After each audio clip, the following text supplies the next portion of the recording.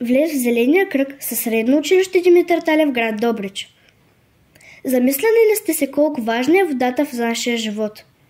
Тя е навсякъде, в природата, в храната, която едем и в нас самите. Без нея нямаше да има растения, животни, хора, дори нашата планета. Но водата не е безкрайна. Замърсяването на реките, езерата и океаните застрашава не само животните и растенията, но и нашето здраве. Глобалното затопляне оказва сериозно влияние върху водните ресурси.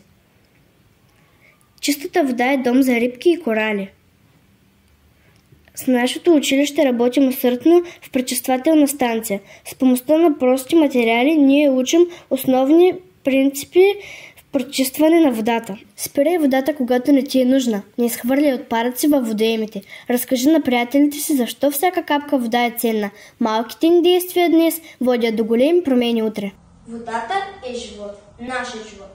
Затова опазването на природата е наше задължение. Климатичните промени водят до пресушаване на много водоизточници.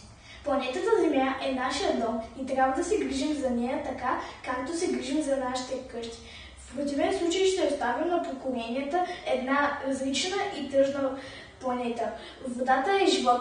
Нека се погрижим за този живот и да запазим планетата Земя такава, каквато я познаваме.